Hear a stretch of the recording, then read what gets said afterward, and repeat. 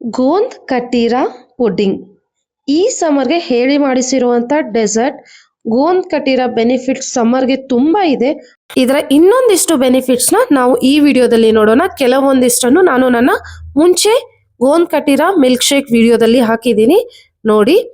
ನಾನಿಲ್ಲಿ ಕೇವಲ 1 ಸ್ಪೂನ್ ಗೋಂದ್ ಕಟೀರಾನ ತಗೊಂಡಿದ್ದೆ. 500 ml ನೀರಿಗೆ ರಾತ್ರಿ ನೆನೆಯಕ್ಕಿಟ್ಟಿದ್ದೆ. ಹಾಕಿರೋ ಅಷ್ಟು ನೀರನ್ನ ಇದು ಎಬ್ಸಾರ್ಬ್ ಮಾಡಿಕೊಂಡು ಎಷ್ಟು ಚೆನ್ನಾಗಿ ಜೆಲ್ಲಿ ಆಗಿದೆ. ಇವತ್ತಿನ ದಿನ ನಾವಿದರ ಪುಡ್ಡಿಂಗ್ ಮಾಡೋದು ಹೇಗೆ ಅಂತ ನೋಡೋಣ. ಮೊದಲಿಗೆ ನಾನು ಅರ್ಧ ಲೀಟರ್ ಹಾಲನ್ನು ಕಾಯಕ್ಕಿಟ್ಕೊಂಡಿದ್ದೀನಿ. ಇದು ಒಂದು ಅರ್ಧದಷ್ಟು ಆಗಬೇಕು. 500 ml ಇದ್ದು 250 ml ಆಗಬೇಕು. ಅದು ಕುದಿಯೋವರೆಗೆ ನಾನಿಲ್ಲಿ ಕಲ್ಲು ಸಕ್ಕರೆನ ಮಿಕ್ಸಿ ಜಾರ್ಗೆ ಹಾಕಿ ಪುಡಿ ಮಾಡಿ ಇಟ್ಕೊಂಡಿದ್ದೀನಿ. ಹಾಲು ಕುದೀತಾ ಇದೆ. ಇದಕ್ಕೆ ಯಾಲಕ್ಕಿನ ಹಾಕೊಂಡ್ಬಿಡ್ತೀನಿ ನೋಡಿ. ಈ ಥರ ಕೆನೆನೆಲ್ಲ ಅದಕ್ಕೆ ಮಿಕ್ಸ್ ಮಾಡ್ತಾ ಹೋಗಬೇಕು. ಕಲ್ಲು ಸಕ್ಕರೆನ ಪುಡಿ ಮಾಡಿ ಇಟ್ಕೊಂಡಿದ್ನಲ್ಲ ಅದನ್ನು 2 ಸ್ಪೂನ್ ಹಾಕೊಂಡ್ಬಿಡ್ತೀನಿ. ಕಲ್ಲು ಸಕ್ಕರೆ ಕೂಡ ದೇಹಕ್ಕೆ ತಂಪು. ಇವಾಗ ನಾನು ಖೋವಾನ ಹಾಕೊಳ್ತಾ ಇದ್ದೀನಿ. ಬಾಸುಂದಿ ಸ್ವಲ್ಪ ಗಟ್ಟಿಯಾಗಿ ಬರಲಿ ಅಂತ. ಖೋವಾ ಇಲ್ಲ ಅಂದ್ರೆ ನೀವು ಮಿಲ್ಕ್ ಪೌಡರ್ನ ಕೂಡ ಯೂಸ್ ಮಾಡ್ಬೋದು. ಇವಾಗ ನೋಡಿ ಇದು ಗಟ್ಟಿ ಆಗ್ತಾ ಬರ್ತಾ ಇದೆ. ಇದು ಇವಾಗ ರೆಡಿ ಆಗಿದೆ. ತಣ್ಣಗಾದ್ಮೇಲೆ ಇನ್ನೊಂದು ಸ್ವಲ್ಪ ಗಟ್ಟಿ ಆಗುತ್ತೆ. ಪುಡ್ಡಿಂಗ್ಗೆ ರೆಡಿ ಮಾಡ್ಕೊಂಡ್ಬಿಡ್ತೀನಿ. ಒಂದು ಪ್ಲೇಟ್ನಲ್ಲಿ ನಾನು ಬಿಸ್ಕೆಟ್ನ ಹಾಕೊಳ್ತಾ ಇದ್ದೀನಿ. ಇದು ಡೈಜೆಸ್ಟಿವ್ ಬಿಸ್ಕೆಟ್. ನೀವು ಬೇಕಿದ್ರೆ ರಸ್ಕ್ ಕೂಡ ಯೂಸ್ ಮಾಡ್ಬೋದು, ಕೇಕನ್ನು ಯೂಸ್ ಮಾಡ್ಬೋದು. ಇವಾಗ ಒಂದು ಸ್ವಲ್ಪ ಬಿಸಿ ಹಾಲನ್ನು ಹಾಕೊಂಡ್ಬಿಡ್ತೀನಿ. ಬಿಸ್ಕೆಟ್ ಎಲ್ಲ ನೆನೆದ್ಬಿಟ್ಟು ಸ್ವಲ್ಪ ಫ್ಲಫಿ ಆಗುತ್ತೆ, ಟೇಸ್ಟ್ ಚೆನ್ನಾಗಿ ಬರುತ್ತೆ ಅಂತ. ಇವಾಗ ನಾನು ಇದಕ್ಕೆ ಗಟ್ಟಿ ಆಗಿರುವಂತ ಬಾಸುಂದಿ ಅಂದ್ರೆ ಫುಲ್ ತಣ್ಣಗಾದ್ಮೇಲೆ ಇದು ಗಟ್ಟಿಯಾಗಿದೆ ಅದನ್ನ ಮೇಲೆ ಹಾಕೊಂಡ್ಬಿಡ್ತೀನಿ. ನೀಟಾಗಿ ಎಲ್ಲ ಕಡೆ ಹಾಕೊಂಡ್ಬಿಡೋಣ.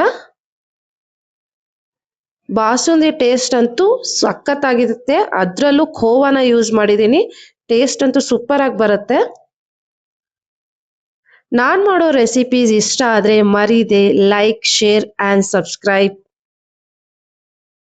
ನೋಡಿ ಈ ರೀತಿ ಇವನ್ ಆಗಿ ಹಾಕೊಂಡ್ಬಿಟ್ಟು ಇದ್ರ ಮೇಲೆ ನಾನು ಗೋಂದ್ ಕಟೀರಾನ ಹಾಕೊಳ್ತೀನಿ.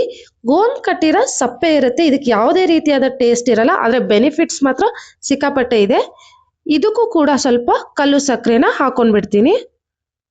ಗೋಂದ್ ಕಟೀರಾ ಬೆನಿಫಿಟ್ಸ್ ತುಂಬಾನೇ ಇದೆ. ಯಾಕಂದ್ರೆ ಇದರಲ್ಲಿ ಅಷ್ಟೊಂದು ನೀರಿನ ಅಂಶ ಇದೆ. ಬೇಸಿಗೆ ಕಾಲದಲ್ಲಂತೂ ಬಾಡಿನ ಹೈಡ್ರೇಟ್ ಆಗಿರುತ್ತೆ. ಸ್ಕಿನ್ ಡ್ರೈ ಆಗೋದನ್ನ ಕಡಿಮೆ ಮಾಡುತ್ತೆ. ಹಾಗೆ ಕೂದಲು ಡ್ರೈ ಆಗ್ತಾ ಇದ್ರೆ ಅದನ್ನ ಕಡಿಮೆ ಮಾಡುತ್ತೆ. ಬಾಡಿಗೆ ಸಖತ್ತಾಗಿ ಕೂಲಿಂಗ್ ಇಫೆಕ್ಟ್ ನ ಕೊಡುತ್ತೆ. ಈ ಸಮ್ಮರ್ ನಲ್ಲಿ ಖಂಡಿತ ನೀವು ಇದನ್ನ ಟ್ರೈ ಮಾಡಿ ನೋಡಿ. ನಮಗೆ ಬೇಸಿಗೆ ಬಂತು ಅಂದ್ರೆ ಎಷ್ಟು ಬಾಯಾರಿಕೆ ಆಗ್ತಾ ಇರುತ್ತೆ, ಹೋದ್ ಕಡೆ ಎಲ್ಲ ನೀರನ್ನ ಕುಡಿಸ್ತಾ ಇರುತ್ತೆ. ಗೋಂದ್ ಕಟೀರಾನ ಯೂಸ್ ಮಾಡೋದ್ರಿಂದ ನಾವು ನಮ್ಮ ಬಾಯಾರಿಕೆಯನ್ನ ಕಡಿಮೆ ಮಾಡ್ಕೋಬಹುದು. ಅಷ್ಟು ನೀರಿನಂಶ ಇದರಲ್ಲಿ ಇರುತ್ತೆ. ನೋಡಿ ಇಷ್ಟೇ ಎಷ್ಟು 1 ಸ್ಪೂನ್ ಗೋಂದ್ ಕಟೀರಾ 500 ml ನೀರನ್ನ ಎಬ್ಸಾರ್ಬ್ ಮಾಡ್ಕೊಳ್ಳುತ್ತೆ. ಅಂದ್ರೆ ಎಷ್ಟು ನೀರಿನ ಅಂಶ ಇರಬಹುದು ಅದರಲ್ಲಿ. ನಾನು ಇದರ ಮೇಲೆ ಸ್ವಲ್ಪ ಪೊಮೊಗ್ರಾನೇಟ್ ಜ್ಯೂಸ್ ಅನ್ನ ಹಾಕೊಳ್ತಾ ಇದ್ದೀನಿ. ಇದು ಜಸ್ಟ್ ಪ್ಯೂರ್ ಪೊಮೊಗ್ರಾನೇಟ್ ಜ್ಯೂಸ್. ಕಲರ್ ಕೂಡ ಚೆನ್ನಾಗಿ ಬರುತ್ತೆ, ಹಾಗೆ ಟೇಸ್ಟ್ ಕೂಡ ಎನ್ಹಾನ್ಸ್ ಆಗುತ್ತೆ. ನೋಡಿ ನೀಟಾಗಿ ಎಲ್ಲ ಕಡೆನೂ ಸ್ವಲ್ಪ ಪೊಮೊಗ್ರಾನೇಟ್ ಜ್ಯೂಸ್ ಅನ್ನ ಹಾಕೊಂಡ್ಬಿಡ್ತೀನಿ. ಅದಾದ್ಮೇಲೆ ನಾನು ಇದಕ್ಕೆ ಸ್ವಲ್ಪ ಕಟ್ ಮಾಡಿ ಇಟ್ಕೊಂಡಿರೋ ಡ್ರೈ ಫ್ರೂಟ್ಸ್ ನ ಹಾಕೊಂಡ್ಬಿಡ್ತೀನಿ.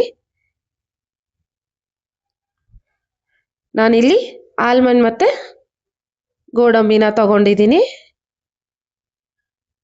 ಸ್ವಲ್ಪ ಪೊಮೊಗ್ರಾನೇಟ್ ನ ಹಾಕೊಂಡ್ಬಿಡ್ತೀನಿ. ನಿಮ್ಗೆ ಬೇರೆ ಫ್ರೂಟ್ಸ್ ಇಷ್ಟ ಇದ್ರೆ ಅದನ್ನು ಕೂಡ ಹಾಕೋಬಹುದು. ಹಾಗೆ ನೀವು ಶುಗರ್ ತಿನ್ನೋದು ಬೇಡ, ಕಲ್ ಸಕ್ಕರೆ ಕೂಡ ಬೇಡ ಅನ್ನೋರು ಹನಿನ ಕೂಡ ಯೂಸ್ ಮಾಡ್ಕೋಬಹುದು. ನೋಡಿ ಇದು ಇವಾಗ ರೆಡಿ ಆಗಿದೆ. ಇದನ್ನ ನಾವು ಹೀಗೆ ಇಮಿಡಿಯೇಟ್ ಆಗಿ ರೆಡಿ ಮಾಡ್ಕೊಂಡು ತಿನ್ಬೋದು.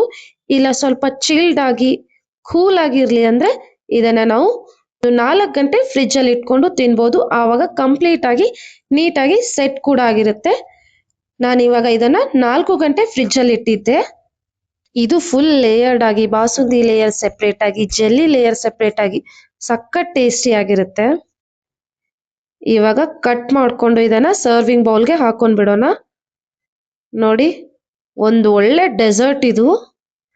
ಟ್ರೈ ಮಾಡಿ ನೋಡಿ, ಖಂಡಿತ ಇಷ್ಟ ಆಗುತ್ತೆ.